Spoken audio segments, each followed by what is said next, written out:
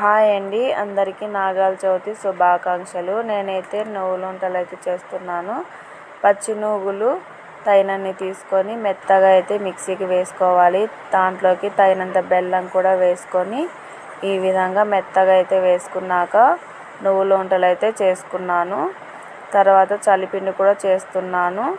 ఒక గ్లాస్ బియ్యాన్ని 1 గంట పాటు నానబెట్టుకున్న బియ్యాన్ని ఒక వట్టి గుడ్డ తీసుకొని ఆరబెట్టుకోవాలి. తడి ఏమి లేకోకుండా ఒక చిన్న యాలక బుడ్డ తీసుకొని దాంట్లోకి వేసి మెత్తగా అయితే వేసుకోవాలి. తగినంత బెల్లం కూడా వేసి బాగా మెత్తగా అయితే వేసుకున్నాను. తురిమిన కొబ్బరిని అయితే ఈ విధంగా కలుపుకొని చలిపిండిలో వంటలు అయితే చేసుకున్నాను. నానబెట్టుకున్న పెసరపప్పు కూడా గాలిచ్చి పొట్టు తీసేసి లైట్గా ఈ విధంగా అయితే చేసుకున్నాను. తర్వాత స్వామివారికి అన్నీ నైవేద్యంగా సమర్పించాను.